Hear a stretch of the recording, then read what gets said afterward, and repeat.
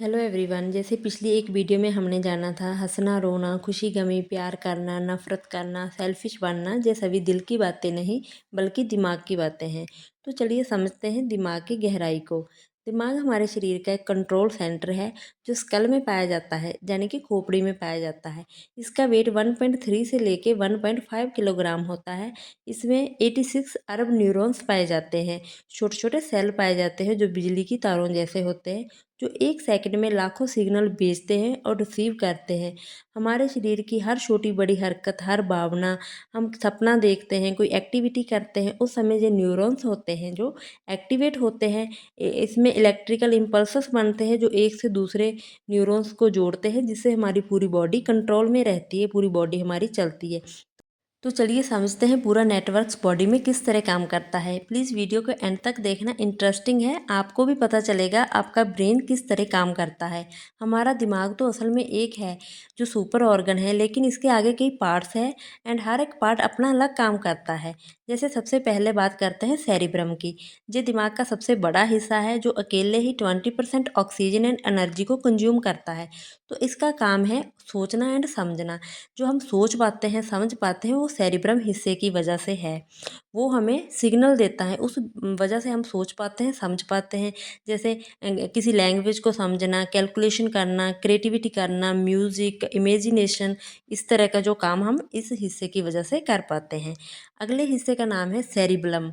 जब हम चलना, दौड़ना, बैठना, बॉडी को बैलेंस में रखना, तो ये सभी काम सेरिब्रम हिस्से की वजह से होता है। अगर इस हिस्से में वीकनेस हो जाए तो उस समय जैसे चक्कर आना एंड बॉडी का इम्बैलेंस हो जाना, इस तरह की प्रॉब्लम होने लगती है।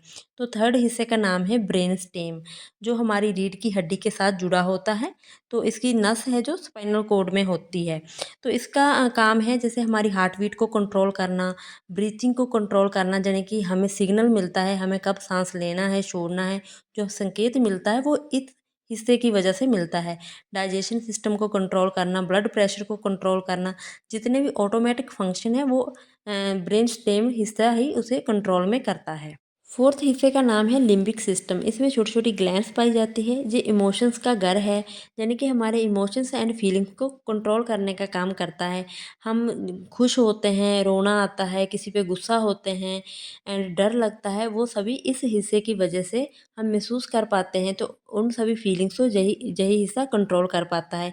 आगे इसमें कुछ हार्मोन्स पाए जाते हैं जैसे डोपामाइन, उसके रिलीज होने पर हम खुश होते हैं। एड्रेनालाइन हो गया, उसके रिलीज होने पर हम स्ट्रेस में जाते हैं।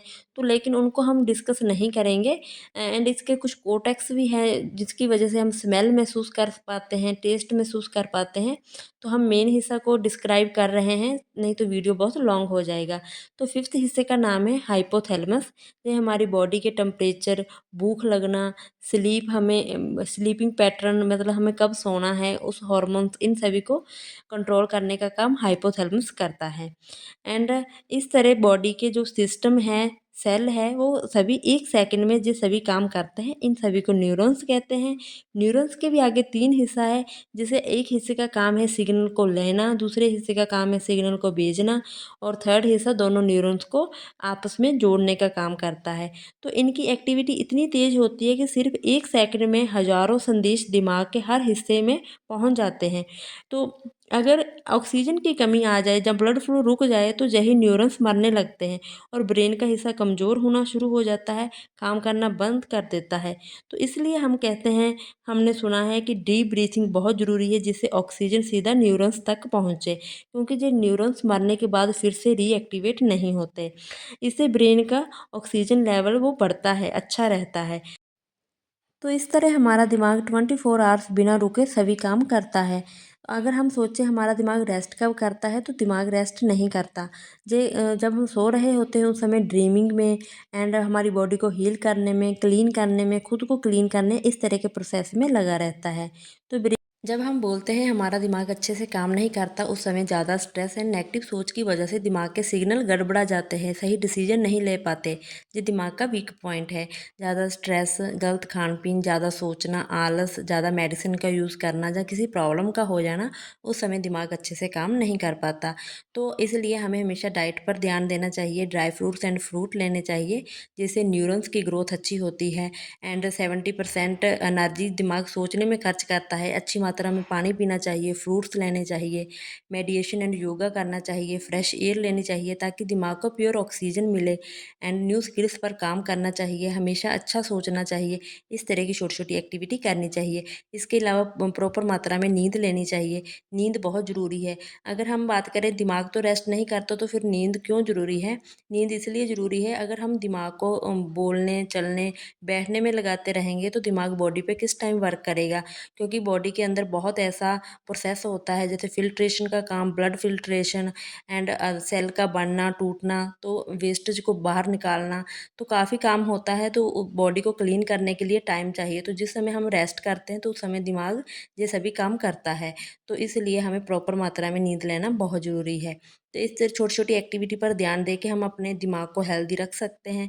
अगर दिमाग हेल्दी रहेगा तो पूरी बॉडी भी अच्छे से काम कर पाएगी, क्योंकि सभी का कंट्रोल इसी के हाथ में है।